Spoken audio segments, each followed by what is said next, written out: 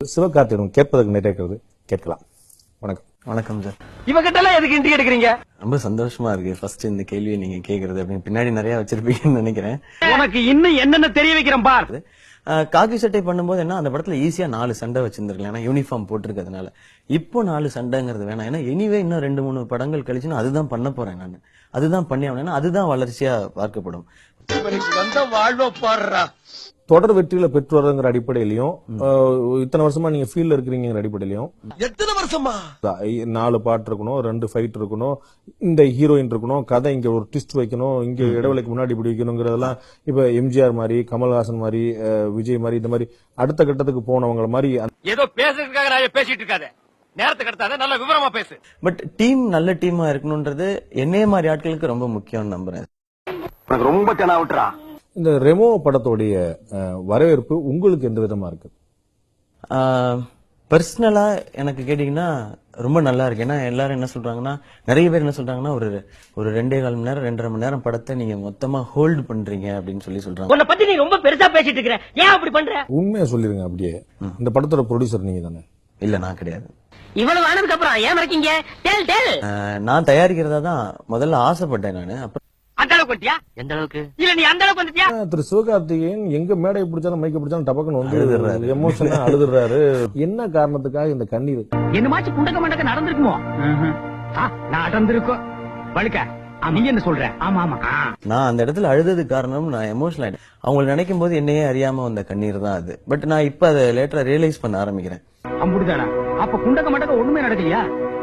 பஞ்சாயத்தை சப்புன்னு போச்சு. ஆமா. சிவகார்த்திகேயனை பீஸ்ஃபுல்லா இருக்க விடாம தடுக்கிறது யாரு? இல்ல சார், வேலை பார்க்க விடாம தடுக்கிறதுன்றது வந்து இதுக்கு ஒரு ஆள் போட்டு ஒரு ஸ்கெட்ச் போட்டு பிளான் பண்றாங்க அப்படிங்கறது இல்ல. பெருசு பேச்சு மாறுதுன்னா பின்னால விவகாரம் இருக்கும்னு அர்த்தம்டா. இந்த பிரச்சனைகள்ல திரைக்கு முன்னால் சிலரும் திரைக்கு பின்னால் பலரும் இருப்பதா நீங்க நினைக்கிறீங்களா? அட என்ன தலைவர, கோபாலு என்னைய மாதிரி தைரியமான ஆளா இருந்தா பரவாயில்ல, கொஞ்சம் பயந்தவன் தானே. கமல்ஹாசன் ஃபேன்ஸ் எல்லாம் திடீர்னு உங்க மேல கோவப்பட்டாங்க.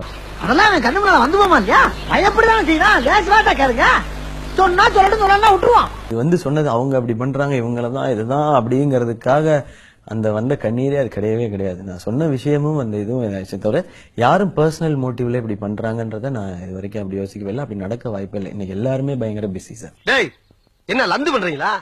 உங்களுக்காண்டி சோபாலாம் கொண்டாந்து வெளியே போட்டு செம்பெல்லாம் விலைக்கு வச்சு என்ன ஏதுன்னு கேட்டோம்னா அப்புறம் பஞ்சாயத்தை கூட உங்களுக்கு எங்களை பார்த்தா கேளப்பை மாதிரி தெரியுதா?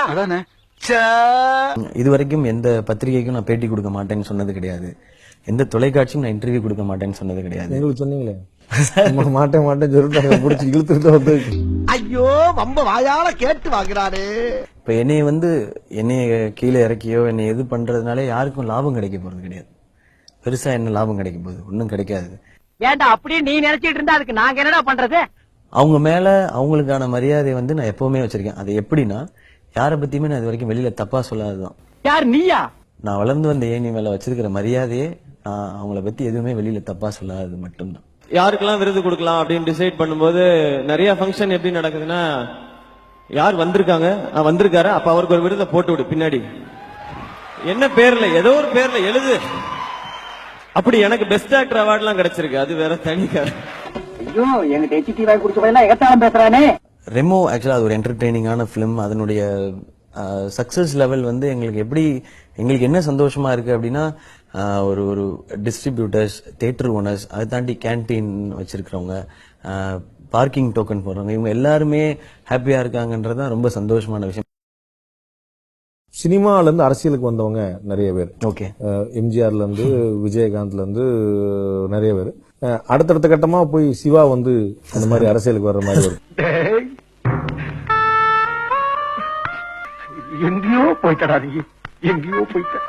என்னையும் மதிச்சு கேட்ட பத்தியா? பெருமையா இருக்குடா, ரொம்ப பெருமையா இருக்கு. இந்த பிரச்சனை வந்து இதுக்கப்புறம் இருக்கக்கூடாது அப்படின்னு எல்லாருமே சேர்ந்து இதை பண்ணாங்கன்னா அதை விட பெட்டர் சொல்யூஷன். இது எனக்கு மட்டும் இல்ல, எல்லாருக்குமே நல்லது. விடுங்கடா, இவ்வளவு பெரிய பிரச்சனையா பேசிட்டு இருக்கீங்களே. சிவகார்த்திகேயன் எப்ப தயாரிப்பாளர் ஆக போறாரு? இவர் நடுவர். ஆமா, இது பெரிய காவிரி பிரச்சனை. இவர் நடுவரா இருந்து தீர்த்து வைக்க போறாரு. இவெல்லாம் ஓரமா நிக்க வேண்டிய பையன் என்று சொல்றான். உள்ள என்னமோ பிரமாதமா பேசுன. இந்த பொழப்பு பொழைக்கிறதுக்கு எங்காவது எச்சி தொட்டில போய் படுத்துங்கடா.